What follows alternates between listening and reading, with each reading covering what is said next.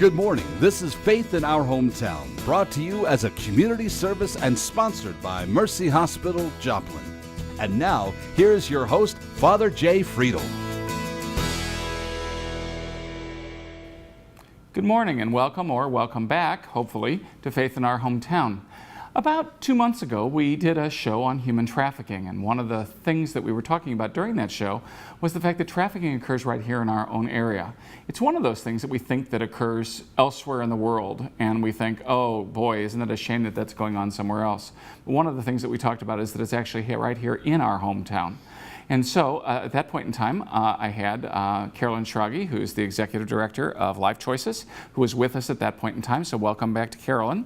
And also with her today is Jen Osgood. And Jen works at Rafa House, another local organization that works with human trafficking, but is also the coordinator for the Southwest Missouri Coalition on Human Trafficking. And so when we come back in a few moments, we're going to continue our conversation about human trafficking and especially some of the things that we might do in terms of taking a look and trying to prevent some of these things. So we'll be right back after this Mercy Minute. Hi, I'm Angie Saporito with Mercy Hospital. I'm here today with Dr. Stephen Meyer, cardiovascular surgeon with Mercy. Hi, Dr. Meyer. Thanks for being here. My pleasure. So we've talked a little bit about the vein clinic, and what is that exactly? That is minimally invasive treatment for people with varicose veins. So, and it's an outpatient procedure, right? Those are outpatient procedures, and it's all done in the office under local or just no anesthesia at all. So could varicose veins, could that be something that's hazardous to your health? Many people worry. They come in and ask about could their varicose veins lead to pulmonary embolism or things like that. Typically they do not, but they can lead to secondary effects such as pain, local irritation, swelling, ulcers, things like that. So if you have a concern or you'd like to get that taken care of, you can call the number on your screen. It'll be easy to get right in, visit with your physician, and we'll be happy to see you. Thank you. And welcome back. We are talking this morning again about human trafficking. We did our first show about 2 months ago, and maybe now might be a good time for us to put up those graphics that we put up the last time that were a little bit alarming to everybody. Let's first show you the national map of some of the trafficking hotspots that occur around the country. So of course the darker red that we see on the screen are the areas where that's happening. And now let's go to the second slide, which is actually right here of our own state. And of course we see down here Joplin being one of those big hot spots here in the state of Missouri. So, Carolyn, Jen, you guys work in this area all the time. So first of all, say a little bit about the work that you do and how it's connected, and then we're going to talk about what we might be able to do to start getting ourselves more prepared to combat what we see. Well, for us, we work at Life Choices, and we are prevention, intervention, and extension. And our prevention, we're in the schools. We're in 15 school districts, and we do now have one day that is dedicated to the human trafficking, the cyber crime, the issues that can sort of put our kids more at danger. And so we want to make sure that our kids are educated. And then because of some of the work with the coalition, we're realizing the importance of adding a 5th and a 6th grade curriculum that is also addressing this, because we know that our younger kids are really at risk with the advent of the iPhone. Right, well, and our kids, unfortunately, they think they're immortal. They think that nothing can happen to them. And because we've now armed them with the one piece of because all parents want connectability to their kids, instantaneously, we've handed them the tool whereby a lot of traffickers get to our kids. Yeah.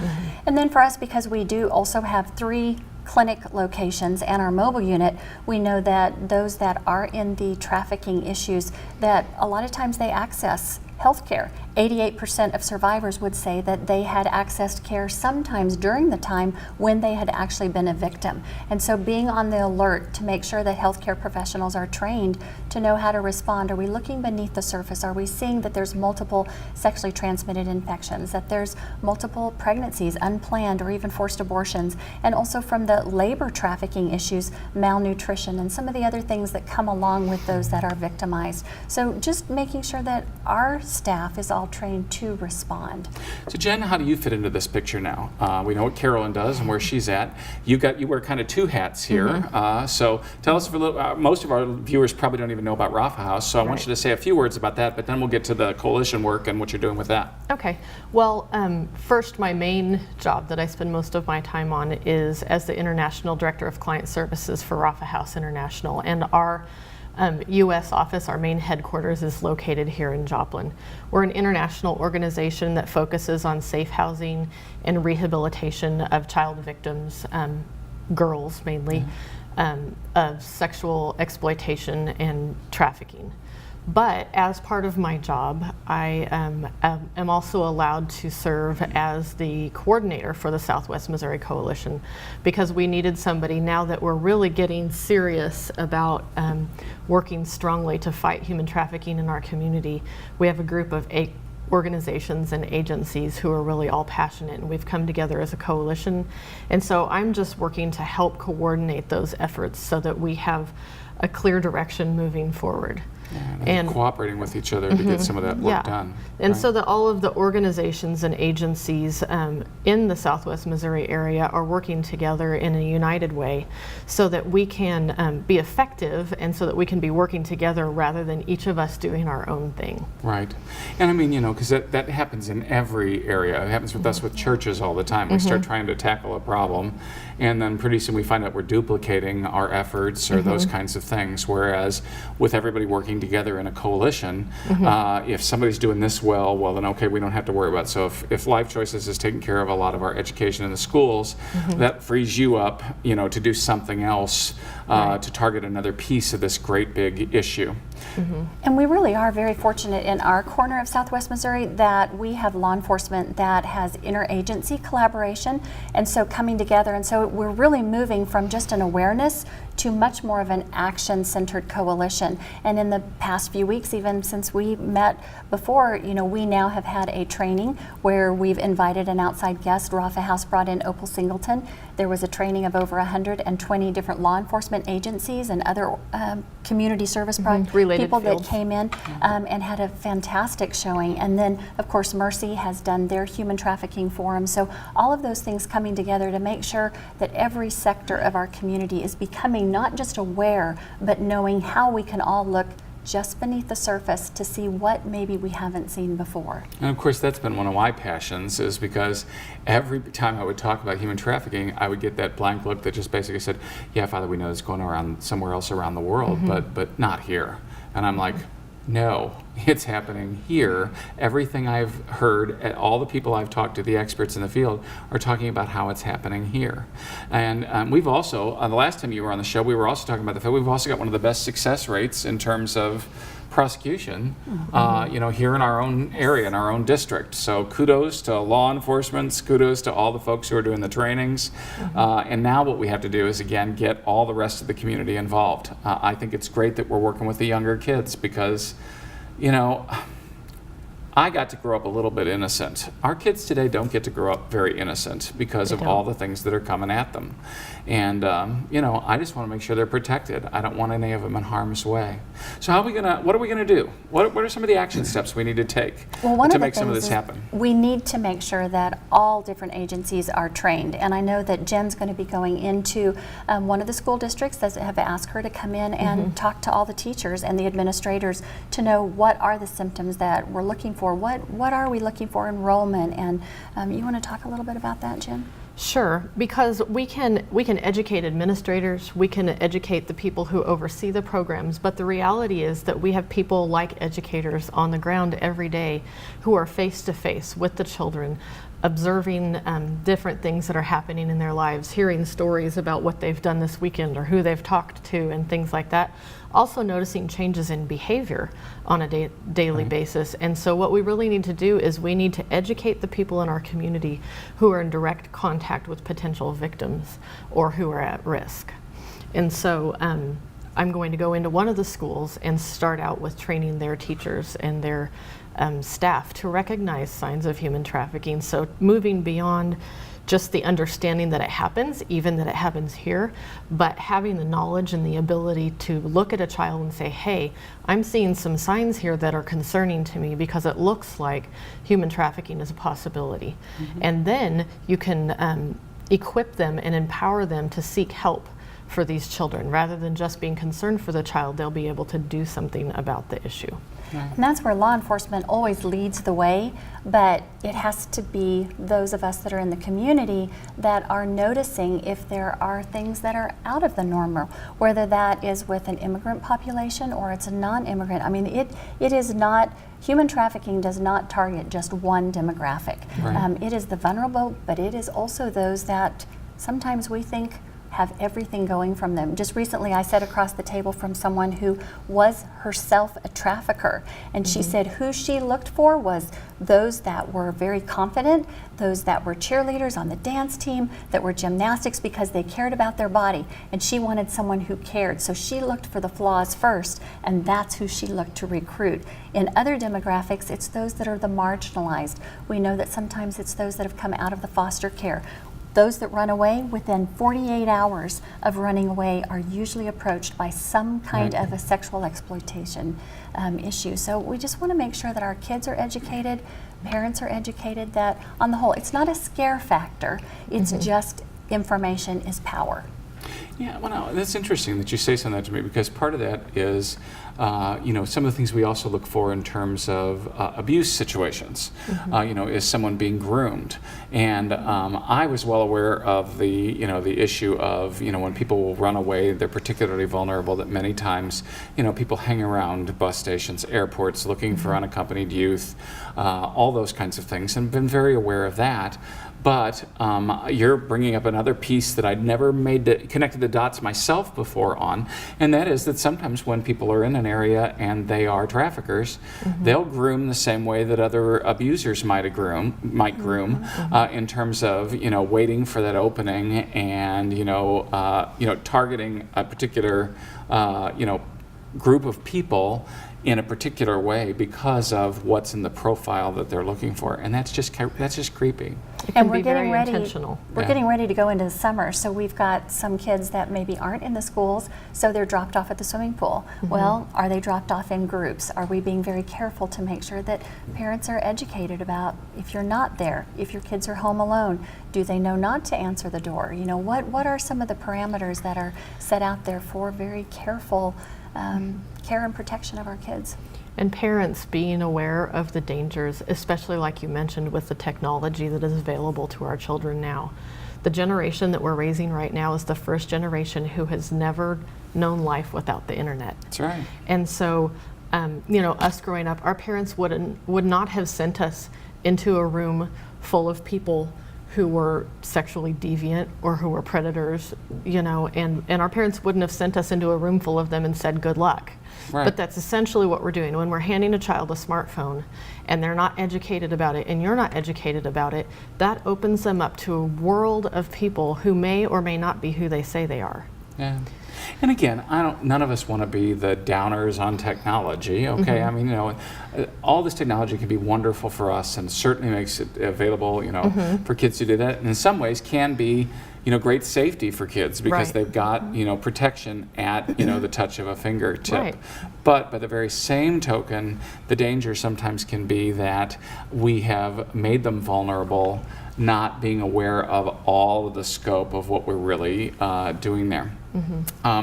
When we come back here in a few moments, we're going to talk a little bit again about more things that we can do in terms of raising awareness so that we can be making a difference on our end of things, because we definitely need to be making that difference.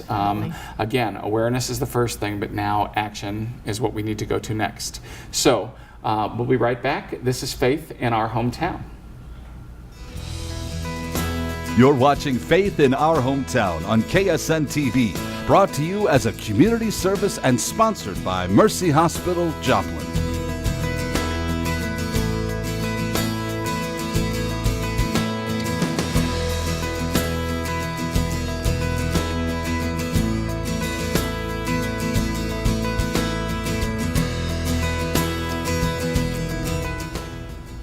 Hi, I'm Father Jay Friedel, and I'm here with Carolyn Schrage, who is the Executive Director of the Life Choices Network, and also with Jen Osgood, who works for Rafa House, and also is the Southwest Missouri coordinator for the Coalition on Human Trafficking. Yes. And so, ladies, we were just talking about technology, and we don't want it to be seen as an evil thing or a bad thing, but the dangers that are involved. And Jen, you were getting ready to make a point, but we had to go to the break. Yeah, I was going to say that it's important to understand and to recognize that technology itself is not evil, it's not bad, and it does many wonderful and good things in our lives. There are so many wonderful opportunities that we have because of technology. But what we also need to recognize is that as parents, as community members, as adults, we're responsible for the safety of our children. And because of that, we have the responsibility to educate ourselves about the dangers of technology and to also educate our children. So then if they see something that is alarming or concerning or possibly unsafe, they're able to recognize that, and they're able to go to somebody that they trust and say, hey, I'm concerned about this. Hey, what do you think? I need help with this. Sure. So that they are equipped to protect themselves.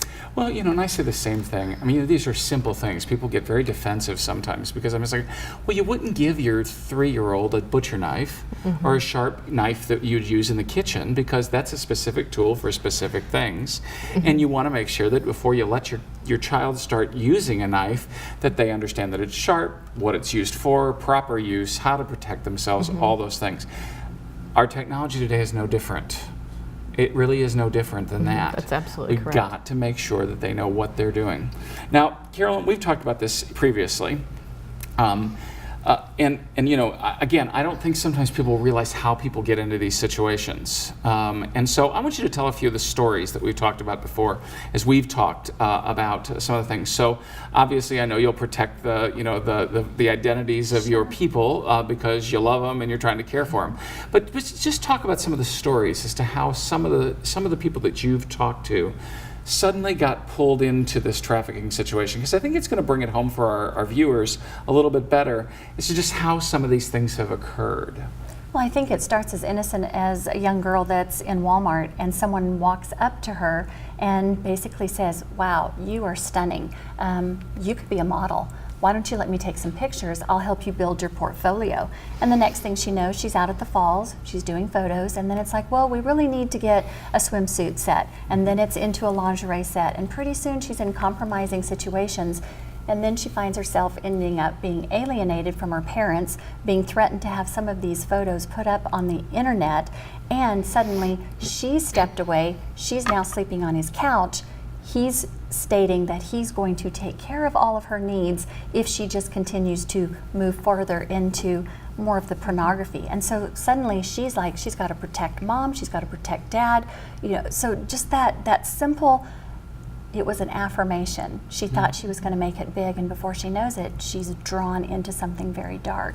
That's the face that I see. I see the face of the young woman that was referred from the Missouri Department of Health to come and get treatment, and literally had been going from Galena to Joplin to Mount Vernon to Branson, just making the circuit, and was at a point where, you know, it started with just needing some affirmation and led to then having to exchange her body for a hit of meth, and then it went into heroin. Well, it starts with something very simple, just that attraction, that piece of longing for intimacy, and very quickly is manipulated. And I think it's that desire and that demand.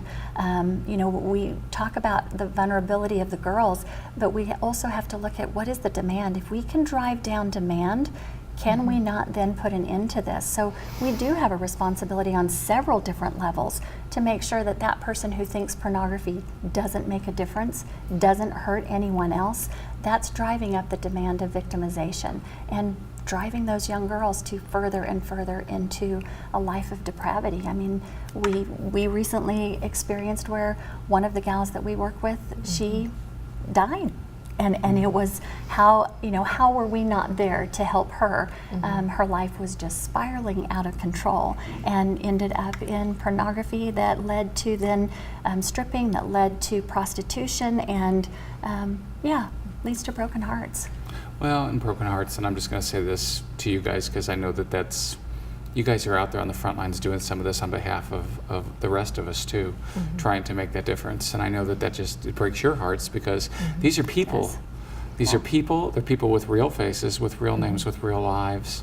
And that's what's so tragic sometimes when you work in helping other people to do those things. So I just want, if nobody else has said it to you later, thanks for being out there on the front line of some of these things on behalf of our community. I know I get to preach a lot about human dignity and safeguarding human dignity and protecting that dignity for every human being, but I sometimes am not going to get into some of the same places that you all get into, because well, they're not going to let me through the door like this.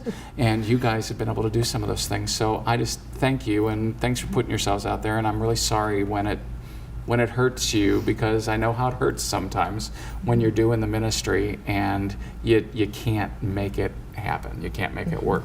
And they are our daughters. They are our grandkids. Right. They're our sisters. And at times they are our sons. I think the reality is it is not just one gender, certainly is not just one ethnic, but it is any socioeconomic. So it crosses all different lines. Sure. I heard about a young lady one time who she and her boyfriend broke up, and they had a sexual relationship, and so he had photos of her that were extremely inappropriate. And he was angry with her, and so he threatened to, in order, I guess, to get back at her. I don't know. Sure. When we're teenagers, we don't always think clearly. And sometimes so, we don't do it as adults either, but true. I think it's even more challenging when you're younger. Yeah. And so he decided he was going to make some money off of this situation, and so he said, either you come out and you have sex with these people that I line up who are going to pay for it, or I will send your naked photos to your parents. I'll put them on your Facebook. And so what ended up happening is she's going to school during the day, trying to do life like normal, and after she'd go to bed at night, and this was just a middle-class young lady who had everything going for her, she was sneaking out of her bedroom. She was going and prostituting for this young man at night, and then sneaking back in her room and trying to get up in the morning and go to school like nothing was wrong, because she wanted to preserve the dignity of her family. She didn't want her parents to be disappointed in her, and so she was just trying to protect them and not allow them to be exposed to these photos that she had allowed to be taken of her. And her parents saw things like, she was withdrawing, her personality was changing. She would be gone sometimes at night and they wouldn't know where she was, and she'd come back and wouldn't talk about it. And those are all things that are very alarming, especially when you think about that she was just a regular girl that you'd bump into in the high school hallway. But because of this vulnerability and because of this power and control that this young man had over her, she ended up in this situation. And that's how it often starts. And then they take drugs because they can't cope with what they've become. And then from there, the ability to control this young woman increases, because now not only does she need to protect her family, she has a drug habit, and things like that happen. And that's how they get from this, girl next door to the woman who is prostituting at night and is just spiraling downhill, like Carolyn was talking about. Yeah. And I feel so, I don't know the other way to say this, but sometimes we, from a religious perspective, can be very judgmental and very brittle, because, people just shouldn't make those kinds of choices. Right. But sometimes life gets really, really complicated, and because it gets really, really complicated, by our holding our values and holding them strongly, we sometimes become part of the problem, because we're kind of pushing people into the shadows because they think that somehow we're not going to be able to deal with the fact that they made mistakes along the way or to do those things. And so trying to protect not only their parents, I'm sure, but their church communities and all these people who've known them since they were little kids, sometimes we become part of the problem instead of part of the solution. So again, action. What else can we do? Once you get finished educating in the schools, you probably have to come educate in the churches. I just want you to know. So We would be happy to do prepared that. for the long haul, all right? Be prepared for the long haul here, because I do think that that's really important. But what else can we do in terms of, we've mentioned, having parents become more educated. We've mentioned the fact that we're going to educate the kids. What else could and should we be doing right now? Well, I think one thing is strike up a relationship with a kid. Be a safe adult. Be that teacher, be that counselor, be that school nurse that really speaks in. Recently we just heard in one of the trainings, just say the words, "I believe in you." Just say that to a kid. Let the kid know that there's someone who cares. I think helping our kids to understand that every betrayal starts with a trust. So how do we teach our kids to be resilient and to trust the right adults? You know, and we talked about that a little bit last time, but we want to make sure that they know that a teacher is a safe adult. Go to that teacher.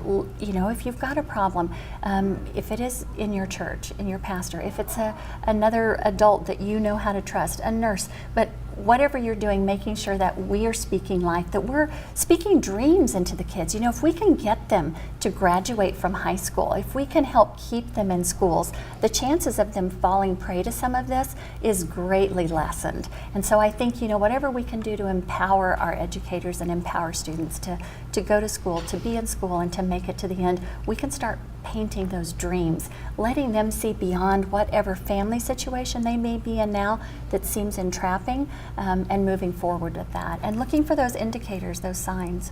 And to be sane, not just to believe or to think it, but to be sane to these young people, to students, whoever it is that is struggling, that you will never go so far and so deep that you cannot be redeemed. Amen. And that's certainly a model of Christianity. It's certainly a model of many of the other world traditions. You know, Judaism, Islam, that is a value that really truly does matter, that we can, that there is hope, and that we can be redeemed. You know, I'll be right back after this Mercy Minute. Thank you for joining us. Hi, I'm Angie Saporito with Mercy Hospital. I'm here today with Dr. Krishna Kosaru, pediatrician with Mercy. Is that right? I'm the new pediatrician at Mercy. And where's your office located? My office is located in 3126 South Jackson Avenue. So the Jackson Street Clinic. Yes. And I have a question. We're into the new year. Is it too late to get a flu shot for your child if you haven't gotten one? No, it's not too late. We can still get the flu shot. Flu's still going to be going around for a while? Yes, yes. Okay, very important. And you had mentioned another pediatrician is going to be joining you. Yeah, it will be Dr. Barbara Chilton who will be joining us from Carthage 2 times a week. She'll be here on Wednesday and Fridays. Wednesdays and Fridays. Yes. Very good. And you're both accepting new patients? Yes, we both are accepting new patients. Okay. So if you'd like to make an appointment and see either Dr. Kosaru or Dr. Chilton, you can call the number on your screen or visit mercy.net for more information.